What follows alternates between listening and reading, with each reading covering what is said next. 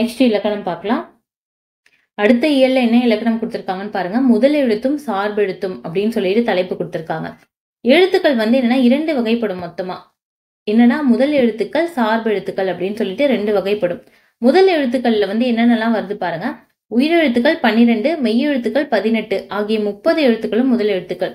மொத்தம் வந்து என்னன்னா முதல் எழுத்துக்கள்ல எதை சொல்றாங்க? உயிரெழுத்துக்கள் 12, மெய்யெழுத்துக்கள் என்னன்னா 18. மொத்தம் 30 எழுத்துக்கள் வந்து என்னன்னா முதல் எழுத்துக்கள் அப்படின்னு சொல்றாங்க. பிற எழுத்துக்கள் தோன்றுவதற்கும் இயங்குவதற்கும் முதல் காரணமா இருக்கிற எழுத்துக்கள் தான் வந்து முதல் எழுத்துக்கள். இப்போ உயிரும் மெய்யும் சேர்ந்துதான் உயிர்மெய் அப்படின்ற எழுத்தே தோன்றுது.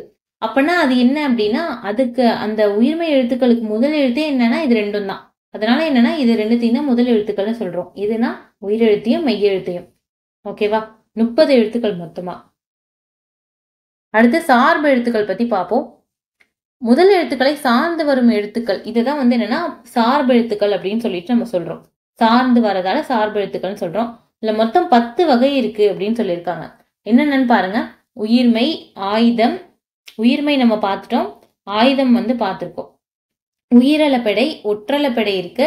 அப்புறம் குற்றியல் லிகரம் இருக்கு, குற்றியல் லுகரம் இருக்கு, ஐகார குறுக்கம், ஔகார குறுக்கம், மகர குறுக்கம், ஆயுத குறுக்கம் அப்படின்னு வந்து சொல்லியிருக்காங்க. இந்த வகுப்புல பாத்தீங்கன்னா உயிர்மை, ஆயுதம் இந்த 2 சார்பெழுத்துக்கள் பத்தி வந்து என்னன்னா நம்ம பார்க்கலாம் அப்படின்னு சொல்றாங்க. உயிர்மையை பத்தி என்ன சொல்லியிருக்காங்க பாருங்க. மெய் எழுத்துக்களும் உயிரெழுத்துக்களும் ஒன்றுடன் ஒன்று சேர்வதால் உயிர்மை எழுத்துக்கள் தோன்றுது அப்படின்னு சொல்லிட்டு நம்ம முன்னாடியே பார்த்தோம். மெய் எழுத்துக்களும் உயிரெழுத்துக்களும் ஒன்றோடு ஒன்று சேருது. அதனால தோன்ற எழுத்துக்கள் தான் உயிர்மை எழுத்துக்கள். அதனாலதான் உயிரும் மெய்யும் சேர்ந்து தோன்றதால் தான் அது பேரு உயிர்மை அப்படின்னே சொல்லிட்டு அதுக்கு பேர் வச்சிருக்காங்க. அடுத்து பாத்தீங்கன்னா உயிர்மை எழுத்தோட ஒலி வடிவம் மெய்யும் உயிரும் சேர்ந்ததாக இருக்கும். இப்போ எக்ஸாம்பிளுக்கு வந்து நம்ம ஒன்று எழுதுவோம். இவ் பிளஸ் இ வி அப்படின்னு சொல்லிட்டு நம்மளுக்கு வருமா? இப்போ எக்ஸாம்பிளுக்கு நான் எழுதியிருக்கேன். ஒரு உயிரெழுத்து மெய்யெழுத்து ரெண்டும் சேர்ந்தா வந்து என்னன்னா வி அப்படின்னு சொல்லிட்டு ஒரு உயிர்மை எழுத்து வருது. உயிர்மை எழுத்தோட ஒலி வடிவம் பாருங்க. இந்த உயிர்மை எழுத்து இது வந்து மெய்யெழுத்து, இது வந்து உயிரெழுத்து, இது உயிர்மை எழுத்து. இந்த உயிர்மை எழுத்தோட ஒலி வடிவம் எப்படி இருக்கு? இவ்வு பிளஸ் இ. ஒலி வடிவம் வந்து என்னன்னா எப்படி சேர்ந்திருக்கும் அப்படின்னா இவ்வு பிளஸ் இ இது ரெண்டுத்தையும் சேர்த்து சொல்லுங்க. வி அப்படின்னு சொல்லிட்டு வருதா? ஒலி வடிவம் பாத்தீங்கன்னா எப்படி இருக்கும்னா 2 எழுத்து உயிரெழுத்து மெய்யெழுத்து ரெண்டுத்தையும் சேர்ந்துதான் இருக்கும் அப்படின்னு சொல்லியிருக்காங்க. மெய்யும் உயிரும் சேர்ந்ததாக இருக்கு அப்படின்னு சொல்லிட்டு அப்படிதான் இருக்கு. வரி வடிவம் எப்படி இருக்கு? பாக்குறதுக்கு எப்படி இருக்கு? இந்த இவ்வோட ஒத்து போதா? வரி வடிவம் அப்படின்னா எழுத்து வடிவம். இவ்வோட ஒத்து போதா? அதனால வரி வடிவம் வந்து என்னன்னா மெய்யெழுத்து போல இருக்கு.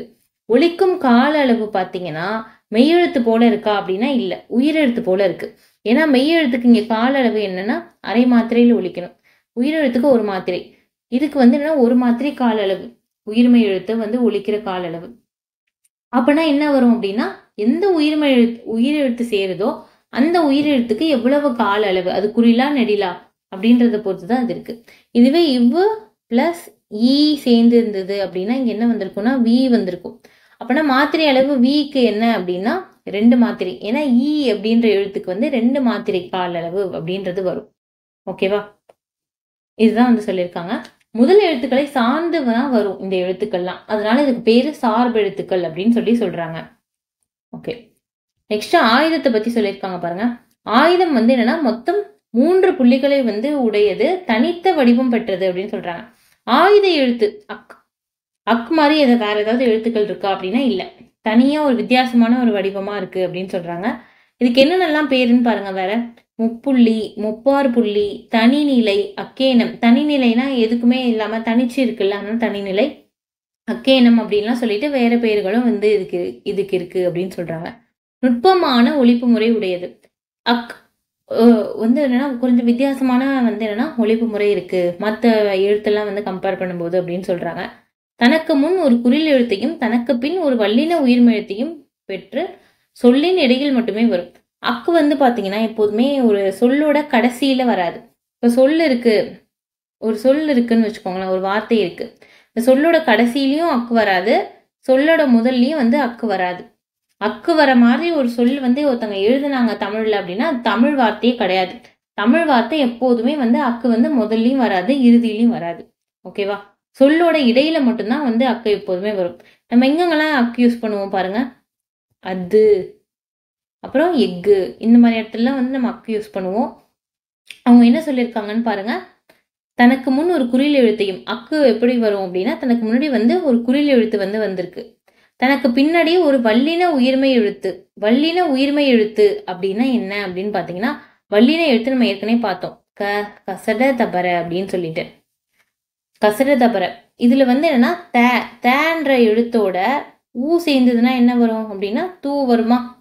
த பிளஸ், அதாவது இத்து பிளஸ் ஊ சேர்ந்தா என்ன வரும்னா தூ வருமா?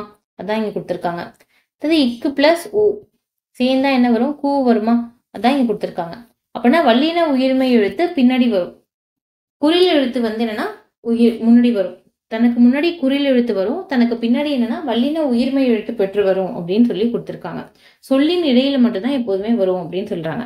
இது வந்து தனிச்சு இயங்காது அப்படின்னு சொல்றாங்க. தனித்து வந்து என்னன்னா இயங்காது அப்படின்னு சொல்லிட்டு. ஏன்னா இப்ப பூ, மை இதெல்லாம் வந்து என்னன்னா தனிச்சு வந்து இந்த வார்த்தையெல்லாம் எழுத்தெல்லாம் வந்து இயங்கும்.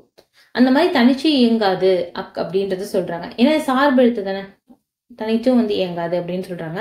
முதல் எழுத்துக்கள் ஆகிய உயிரையும் மெய்யையும் சார்ந்து இயங்குவதால் ஆயுத எழுத்து சார்பு எழுத்து எனப்படும் அப்படின்னு சொல்றாங்க. முதல் எழுத்துக்கள் அப்படின்னு இருக்குல்ல, முதல் எழுத்துக்கள்னா என்னென்ன? உயிரெழுத்தும் மெய்யெழுத்தும் தான் வந்து முதல் எழுத்துக்கள். அந்த முதல் எழுத்துக்கள் 30 எழுத்துக்களை சார்ந்துதான் வந்து என்னன்னா இது இயங்குது. அதனால இது பேர் என்னன்னா சார்பெழுத்து அப்படின்னு சொல்றாங்க. ஓகேவா?